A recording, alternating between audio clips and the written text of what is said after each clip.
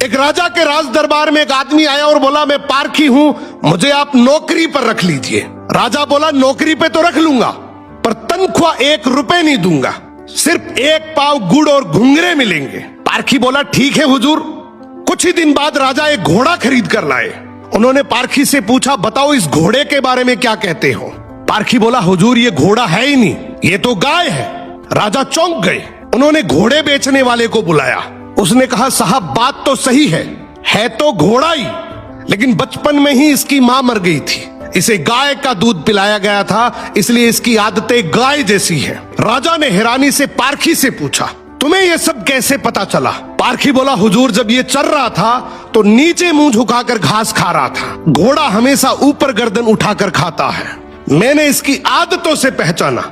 राजा खुश होकर बोले, आज से तुम्हें आधा किलो गुड़ और आधा किलो घुंघरे मिलेंगे।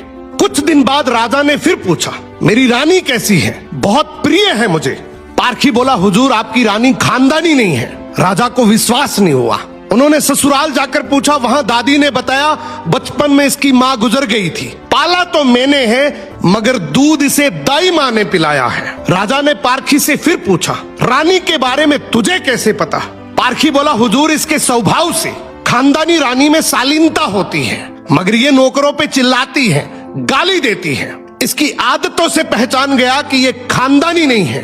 अब राजा बोले, चलो मेरे बारे में बताओ। पारखी बोला, जान की माफी दे तो बताऊं। राजा बोले, माफी है, सच सच बताओ। पारखी बोला, आप राजवंश के नहीं हैं, आप मुझे भड़बूजे लगते हैं, गुड़ और भंगूरे सेकने वाले। राजा घबरा गए। जाकर अपनी माँ से पूछा, माँ सच बताओ वरना मैं मर जाऊंगा। माँ रोते हुए बोली, बेटा बात तो सच है, जिस दिन तू पैदा हुआ था उसी दिन महल के पास एक भड़बूजे का भी बेटा पैदा हुआ था, तू मर गया था और मैंने राजवंश बचाने के लिए उसके बेटे को लिया, वो तू है। राजा ये सुनकर दुखी भी हुए और खुश भी हुए।